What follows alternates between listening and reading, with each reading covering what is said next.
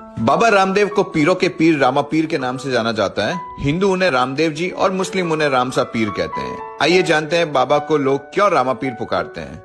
स्थानीय जनश्रुति के आधार पर कहा जाता है कि बाबा रामदेव के चमत्कार होने से लोग गांव गांव रुनीचा आने लगे। यह बात मक्का तक पहुंची कि भारत में एक ऐसे पीर ने जन्म लिया है जो अंधों की आंखें ठीक कर देता है, लंगड़ों को चलना सिखा देता है और मरों को जिंदा भी कर देता है।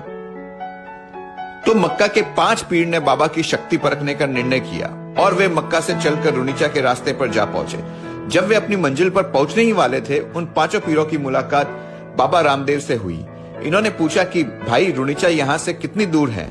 तब रामदेव जी ने कहा कि ये जो सामने गांव है वही रुनीचा है। रामदेव जी ने सवाल किया कि क्या मैं आपके रुनीचा आने का कारण जान सकता हूँ। तो उनमें से एक पीर ने कहा, हमें रामदेव जी से मिलना है और उनके चमत्कारों की परीक्षा लेनी है। तब रामदेव जी बोले, मैं ही रामदेव हूँ जो आपके सामने खड़ा हूँ, कहिए मेरे योग्य क्या सेवा है। 5 पीर बाबा की बात सुनकर कुछ देर उनको देखते रहे, फिर हंसने लगे और सोचने लगे कि यह साधारण सा दिखाई देने वाला व्यक्ति पीर कैसे हो सकता है। रामदेव जी उनको अपने महल तक लेके आए, उनकी आवाभगत की और भोजन के लिए आमंत्रित किया। उनके लिए भोजन की जाजम लगाई गई।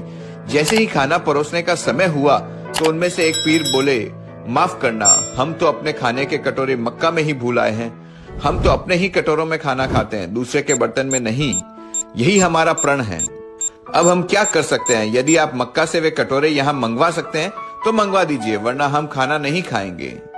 तब बाबा ने विनम्र पूर्वक कहा, हमने भी एक प्रण ले रखा है कि घर पर आए अतिथि को बिना भोजन कराए जाने नहीं देते। आप अपने कटोरे में खाना चाहते हो तो ऐसा ही होगा। बाबा ने चमत्कार दिखाया और उनके सामने कटोरे प्रस्तुत कर दिए। सभी पीर देख के अचंभित हो गए कि वे सभी कटोरे मक्का वाले थे और इतनी दूर से यहाँ कैसे आ गए। तब से उन पीरों ने कहा कि आप तो पीरों के पीर हो और दुनिया आपको रामा पीर के नाम से पूजेगी। इस तरह श्री रामदेव जी को पीर की पदवी मिली और बाबा रामदेव जी रामा पीर कहलाए। बोलो जय बाबा की।